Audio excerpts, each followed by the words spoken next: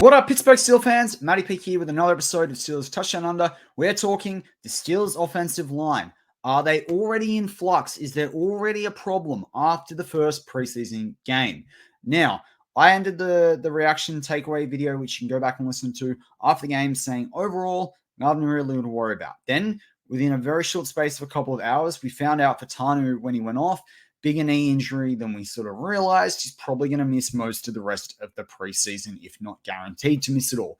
So we're going to talk about that and what the impact is. We also obviously saw the poor Herbig snaps. I did talk about that in the show. I talked about Frazier coming in, and I was happy with that. But so mainly we're going to talk about Fautanu and what this could mean. Now, there's a few things here. I'm going to probably regret not including the first point in the title, but that's going to be is you could see a scenario, and I'll explain why after this. You could see a scenario where James Daniels, that's right, James Daniels ends up finding his way out of Pittsburgh because of this injury. Now, I don't think that's going to be between now and the season. I actually don't even think it's going to be early on in the season. I think it could be before the trade deadline. The NFL is not European soccer, but a lot of teams, when a guy's coming off contract and they can't agree to a deal, in European teams, they do a player transfer in the January transfer window or the August transfer window the year before. Their season runs usually August through to about mid-May because they want to get something back for a player.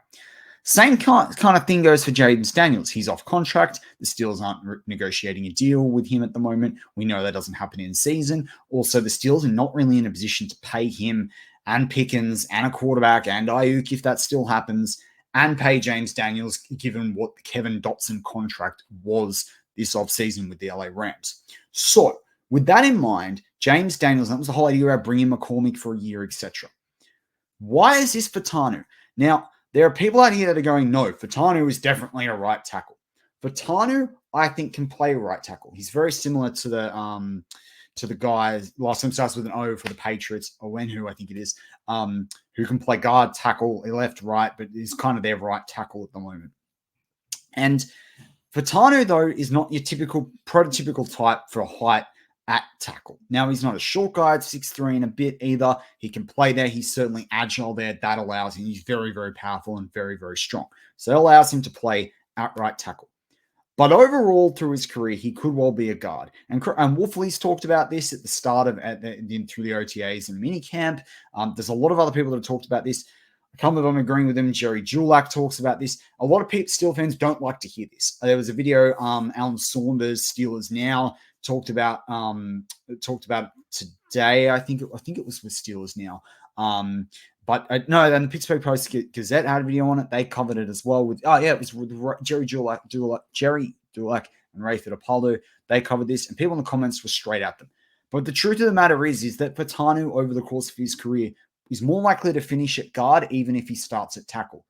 You could see this accelerate because there's going to be less pressure of him demanded at guard than there is tackle. So here's the bigger problem with the injury. Broderick Jones.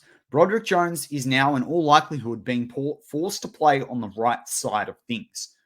You kind of wonder whether they could move down more for someone else, but the Steelers aren't going to do that. They're going to want to pick someone on this offensive line for cohesion that knows this offense, especially next to Sam Arwood.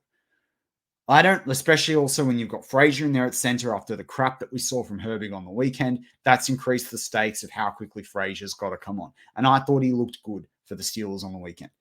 So that moves Broderick to the right, which is the worst case scenario in many ways for the Steelers because we need him getting the left tackle snaps. We need to know from Broderick by the end of his 4 years that he's going to be a fantastic left tackle, guaranteed. He's got the potential there. We all think it's going to be that, but we want the Steelers to be able to have full confidence in that fifth-year option or re-sign him to a multi-year deal by paying him early and trying to get a discount for him with him.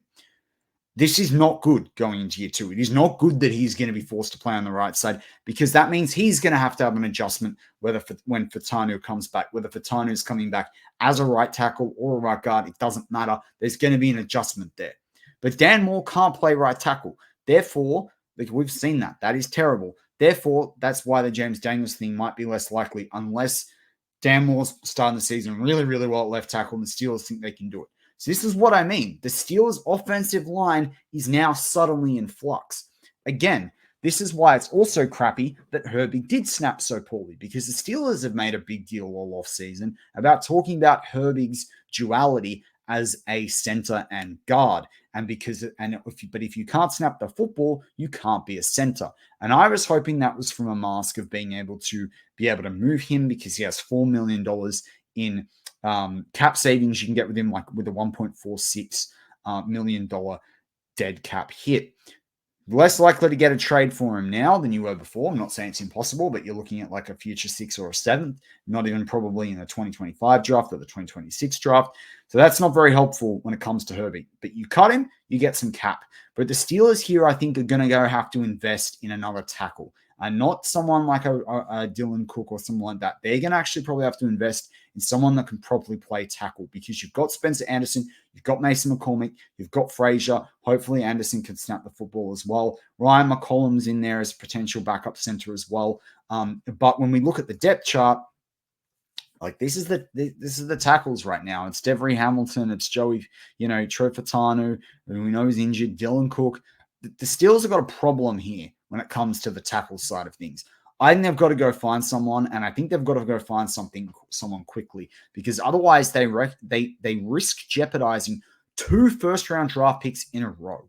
2 first-round draft picks in a row. That is not where we wanted the Steelers to be this season. We thought we'd hoped that it was going to, and this is part of the preseason football. This is what happens. Now, luckily, there's 2 more weeks left of this. Then there's also the bye week, so Fautanu has time to get right. But you'd feel a lot less comfortable putting him in game 1. You really, really would.